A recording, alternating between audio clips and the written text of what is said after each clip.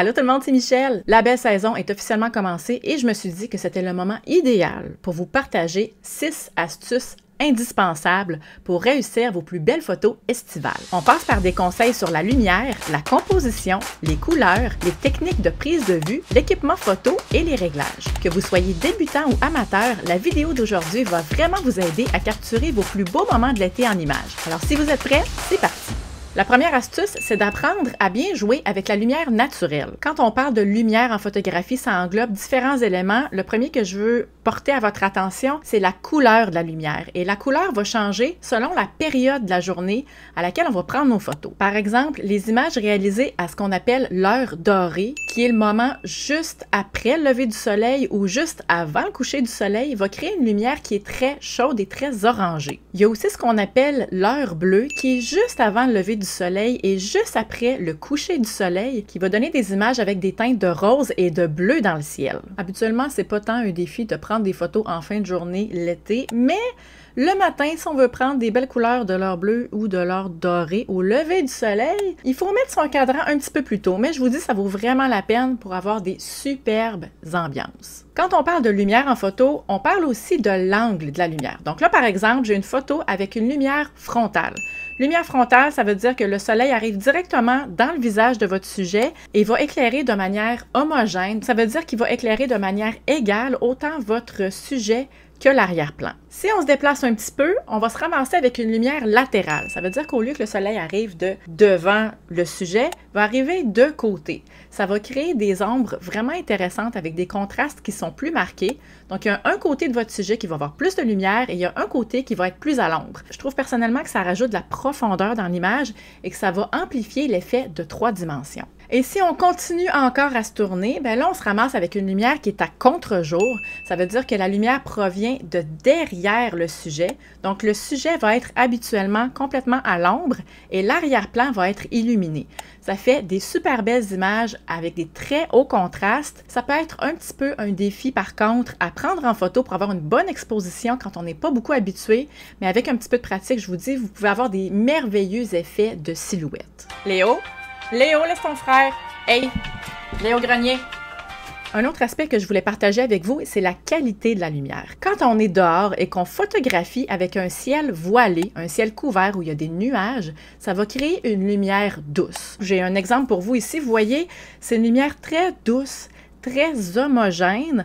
On distingue plus ou moins les ombres. Les ombres sont très douces, elles ne sont pas franches. C'est une lumière idéale pour réaliser des beaux portraits parce que ça va adoucir le grain de la peau, ça va atténuer les imperfections. Mais étant donné qu'on n'a pas toujours le soleil sur demande quand on prend nos photos, je dirais probablement 50% du temps, on a ce qu'on appelle la lumière dure. La lumière dure, c'est quand le soleil est en plein ciel et qu'il n'y a aucun nuage, ça va créer des ombres très tranchées avec des très hauts contrastes de couleurs. Mais la lumière dure, ça peut faire des très beaux effets. Vous voyez là à quel point elle se distingue dans toute la photo parce qu'elle est très éclairée et que le reste de l'image est beaucoup dans l'ombre. Vous pouvez aussi, si vous voulez adoucir la lumière dure, amener avec vous des accessoires comme par exemple un grand rideau transparent blanc que vous pouvez placer à côté de votre sujet.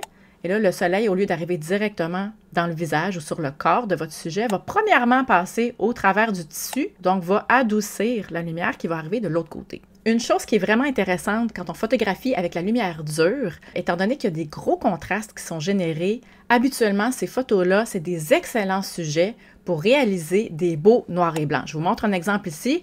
Une belle photo qui est très bien en couleur, mais regardez une fois que je vais faire le traitement en noir et blanc, comment les textures ressortent. Une petite astuce, des fois quand les couleurs sortent pas bien ou quand il y a trop de contraste, essayez donc en noir et blanc, vous allez peut-être être vraiment surpris du résultat. La deuxième astuce que j'ai pour vous cet été, c'est d'explorer vos compositions. Je ne vais pas m'attarder trop longtemps sur le sujet, j'ai fait une vidéo juste ici qui en parle, mais je trouve ça important d'en parler parce que des fois, comme moi, je dois l'avouer, j'ai tendance à aimer centrer mon sujet, mais il y a des avantages à jouer un petit peu avec sa composition. Un exemple de règle de composition ultra universelle, ultra facile à réaliser, la règle des tiers. Vous voyez ici mon petit canard, non seulement il ressort beaucoup parce qu'il est très clair, parce que ses ailes sont blanches, donc là, il s'en va directement dessus, mais le fait que je l'ai placé sur la ligne des tiers à droite va encore davantage attirer notre attention.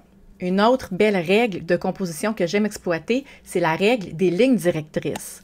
Quand on a un petit chemin dehors, quand on a des clôtures, quand on a une rue, ça va créer des lignes de perspective, ça va comme nous attirer dans la photo, ça va rajouter un effet de 3 dimensions. Une autre règle de composition intéressante, c'est d'exploiter les cadres naturels. Comme dans l'exemple ici, vous voyez, c'est un voilier sur le fleuve Saint-Laurent. J'étais sur la grève et entre le voilier et moi, il y avait une espèce des arbres avec du foin, là, de la verdure qui poussait.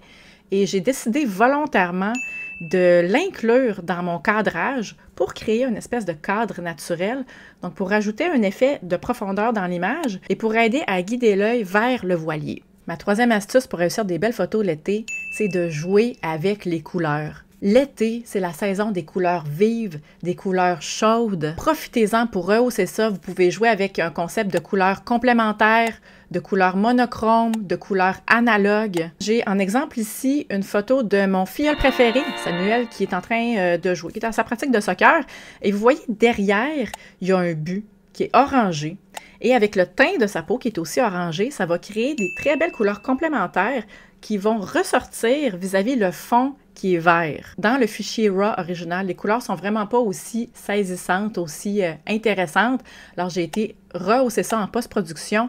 Et là, j'en profite pour mentionner, il fait beau. On n'a pas envie de passer du temps devant l'ordinateur. Nous, ce qu'on veut, c'est de profiter du beau temps dehors, d'aller prendre des photos. Alors, si vous êtes comme moi, je vous invite à aller jeter un œil à mes collections de pré-réglage. J'ai différentes collections qui sont disponibles sur le Luminar Marketplace, mais je voulais porter à votre attention spécifiquement la collection qui s'appelle Outdoor Action. Ça va vous aider à rajouter un look professionnel à vos photos. Si ça vous intéresse, je vais vous mettre un petit lien juste ici. La quatrième astuce que j'ai pour vous porte sur les techniques de prise de vue. Si vous êtes un adulte, ce que je me doute que la plupart des personnes sur la chaîne ici sont, et que vous photographiez un enfant qui joue dans des jeux d'eau, je vous invite à vous placer à la hauteur de l'enfant pour avoir une immersion dans son univers et pour avoir un sentiment d'égalité avec l'enfant.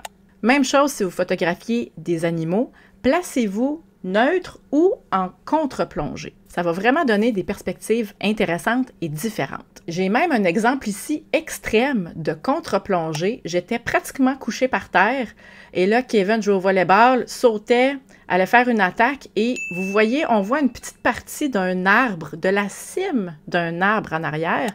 Mais essentiellement, ce que j'ai en arrière-plan, c'est le ciel. Et c'est une belle façon d'isoler son sujet parce que la plupart du temps, si vous photographiez et que vous exposez correctement pour votre sujet, il y a des bonnes chances que votre ciel soit complètement ce qu'on appelle blasté, donc devienne complètement blanc. Et ça va créer un très bel espace négatif dans l'arrière-plan, très uniforme. Quand je parle de technique de prise de vue, je parle aussi de la vitesse d'obturation. Par exemple, quand vous êtes sur le bord de l'eau, ou sur le bord de la mer, je vous invite à diminuer votre vitesse d'obturation, comme dans l'exemple qu'on a ici, pour créer cet effet c'est comme un rêve un petit peu. Là, idéalement, c'est certain que s'il y a des personnes dans votre photo, il ne faut pas que les personnes bougent, à moins que vous vouliez un effet de mouvement suggéré. Mais comme pour réussir la photo ici, il a fallu que Élodie maintienne la pose durant toute la durée de l'exposition. Ça se peut que ça demande un petit peu plus d'effort à certains modèles que d'autres. Si vous voulez photographier des gouttelettes dans les airs, à ce moment-là, il faut augmenter sa vitesse d'obturation. Au moins, je vous dirais, là, au moins commencer à 1/500e de seconde. Et si les conditions vous le permettent, augmentez donc ça à 1000, 2500. Ça va vraiment figer les gouttelettes et créer des très beaux effets. Cinquième astuce, on parle de l'équipement. Je parle très souvent que j'aime beaucoup l'objectif 50 mm f1.8 parce que l'objectif me permet de photographier à l'intérieur dans des conditions de basse lumière. Mais là, on est à l'opposé. On est dehors, l'été, au gros soleil, et là, je vous dis, c'est le moment idéal pour utiliser vos objectifs qui ont des ouvertures variables ou des ouvertures plus petites. Qu'est-ce que je veux dire par là? C'est si vous avez un zoom 18-55 mm, f3.5 à f5.6, si vous avez une 70-200 f4, Si vous avez une 100-400 f4.5 à f5.6, c'est les conditions idéales pour utiliser ces objectifs-là. Selon les conditions à l'extérieur, si on est au gros soleil, c'est très facile de maintenir un ISO au plus bas pour avoir une super belle qualité d'image. On peut utiliser une ouverture qui est plus petite avec une vitesse qui est plus élevée sans aucun problème. Et même si vous voulez faire un effet de longue exposition, comme ce que j'ai montré un petit peu plus tôt avec la chute d'eau, et qu'il y a trop de lumière qui rentre sur votre capteur, vous pouvez même utiliser un filtre, ce qu'on appelle de densité neutre, qui va diminuer les stops d'exposition et qui va vous permettre d'avoir une photo qui est bien éclairée. Et ma 6e astuce, pour tous ceux et celles qui en profitent pour voyager pendant la belle saison, à moins que vous fassiez un voyage spécifique de photographie professionnelle, moi je vous invite à voyager léger. L'été, c'est la saison idéale pour la photographie. On a des couleurs vibrantes, on a de la lumière abondante, alors profitez-en. Si vous avez un petit hybride, un petit réflexe qui traîne dans le fond de vos tiroirs, là, pourquoi pas l'amener à la plage avec vous? La majorité des images que vous avez vues dans la vidéo d'aujourd'hui, c'est des photos en action parce que c'est ma spécialité. Si vous aussi, vous êtes des passionnés par la photographie de sport, j'ai des astuces supplémentaires pour vous aider à réussir des portraits en mouvement. Pour les découvrir, je vous invite à cliquer sur la vidéo juste ici. Bonne semaine tout le monde!